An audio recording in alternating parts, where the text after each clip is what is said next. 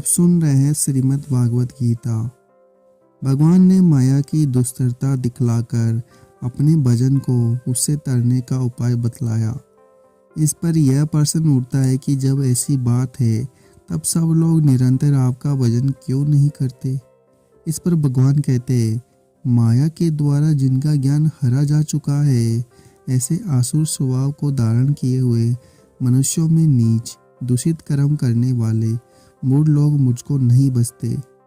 पूर्व श्लोक में भगवान ने यह बतलाया कि पापात्मा आसुरी प्रकृति वाले मूढ़ लोग मेरा भजन नहीं करते। इससे यह जिज्ञासा होती है कि फिर कैसे मनुष्य आपका भजन करते हैं। इस पर भगवान कहते हैं, हे भरतवंशियों में श्रेष्ठ अर्जुन, उत्तम कर्म करने वाले अर्थार्थी, आर्त, जिज्ञासु और ज्ञानी, ऐसे 4 प्रकार के भक्तजन मुझको बसते हैं। 4 प्रकार के भक्तों की बात कहकर अब उनमें ज्ञानी भक्त के प्रेम की प्रशंसा और अनन्य भक्तों की अपेक्षा उसकी श्रेष्ठता का निरूपण करते हैं।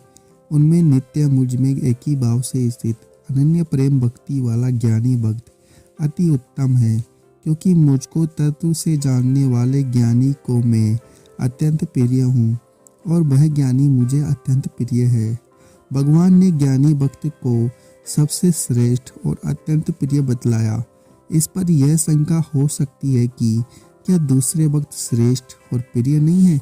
इस पर भगवान कहते हैं कि ये सभी उदार है, परंतु ज्ञानी तो साक्षात मेरा स्वरूप ही है, ऐसा मेरा मत है, क्योंकि वह मदगत मन बुद्धि वाला ज्ञानी भक्त अति उत्तम गति स्वरूप मुझ में ही अच्छी प्रकार स्थित है।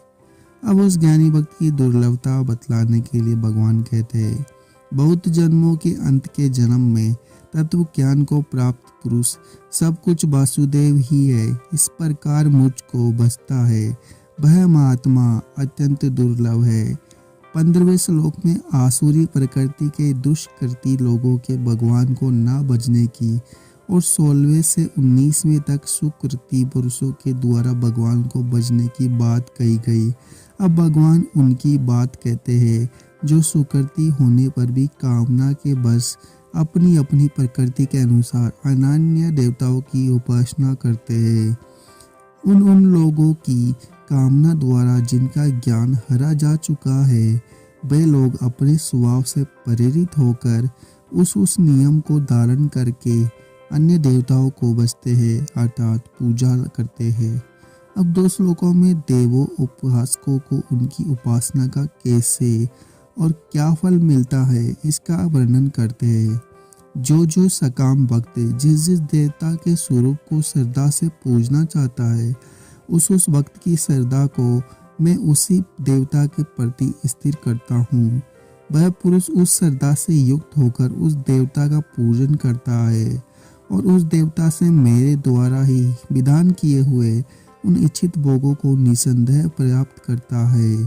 अब उपयुक्त अन्य देवताओं की उपासना के फल को विनाशी बतलाकर भगवद उपासना के फल की महत्ता का प्रतिपादन करते हैं, परंतु उन अल्प बुद्धि वालों को वह फल नाशवान है तथा वे देवताओं को पूजने वाले देवताओं को प्राप्त होते हैं और मेरे भक्त चाहे जैसे ही बजे अंत में वे मुझको ही प्राप्त होते हैं।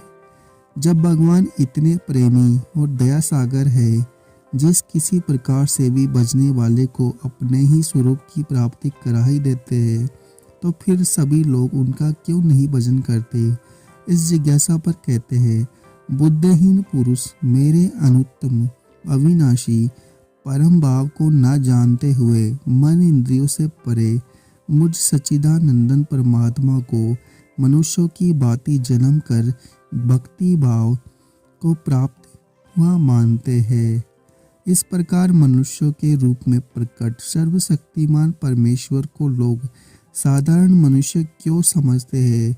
इस पर कहते हैं, अपनी योग माया से छिपा हुआ मैं सबके प्रत्यक्ष नहीं होता, इसलिए यह अज्ञानी जन समुदाय द्वारा जन्म रहित अविनाशी परमेश्वर को नहीं जानता, अर्थात मुझको जन्मने और मरने वाला ही समझता है। भगवान ने अपने को योग माया से आवर्त बतलाया। इससे कोई यह न समझ ना ले कि जैसे मोटे पर्दे के अंदर रहने वाले को बाहर वाले नहीं देख सकते और वह बाहर वाले को नहीं देख सकता, इसी प्रकार यदि लोग भगवान को नहीं जानते तो भगवान भी लोगों को नहीं जानते होंगे। इसलिए इसके साथ ही यह दिखलाने का कि योग माया मेरे ही अधीन और मेरी ही वह शक्ति विशेष है, वह मेरे दिव्य ज्ञान को आवर्त नहीं कर सकती। भगवान कहते हैं, हे अर्जुन, पूर्व में व्यतीत हुए और भगवान में स्थित तथा आगे होने वाले सब भूतों को मैं जानता हूँ, परंतु मुझको कोई भी श्रद्धा भक्ति रहित पुरुष नहीं जानता। श्रद्धा भक्ति रहित मूढ़ मनुष्यों में से कोई भगवान को नहीं जानता। इसमें क्या कारण है, यही बताने के लिए भगवान कहते हैं, हे व्रतवंशी अर्जुन, संसार में इच्छा और द्वेष से उत्पन्न सुख आदि द्वंद्व रूप मोह से संपूर्ण प्राणी अत्यंत अज्ञता को प्राप्त हो रहे हैं। भूतानी के साथ सर्व शब्द का प्रयोग होने से ऐसा भ्रम हो सकता है कि सभी प्राणी द्वंद्व मोह से मोहित हो रहे हैं, कोई भी उससे बचा नहीं है। अतएव ऐसे भ्रम की निवृत्ति के लिए भगवान कहते हैं, परंतु निष्काम भाव से श्रेष्ठ कर्मों का आचरण करने वाले जिन पुरुषों का पाप नष्ट हो गया है, वे राग द्वेष जनित द्वंद्व रूप मोह से मुक्त दृढ़ निश्चयी भक्त मुझको सब प्रकार से भजते हैं। अब भगवान का भजन करने वालों के भजन का प्रकार और फल बताते हैं। जो पुरुष अधिभूत और अधिदेव के सहित तथा अधियज्ञ के सहित मुझे अनंत काल में भी जानते हैं और युक्त चित्त वाले पुरुष मुझे जानते हैं, अर्थात झूठ को प्राप्त हो जाते हैं, जो मेरे शरण होकर जरा और मरण से छूटने के लिए यत्न करते हैं, वे पुरुष उस ब्रह्म को, संपूर्ण अध्यात्म को, संपूर्ण कर्म को जानते हैं। अगर आपको हमारा यह प्रयास अच्छा लग रहा है तो वीडियो को लाइक करें, शेयर करें और चैनल को सब्सक्राइब करें। आप सुन रहे हैं श्रीमद् भागवत गीता। भगवान ने माया की दुष्टता दिखलाकर अपने भजन को उससे तरने का उपाय बतलाया।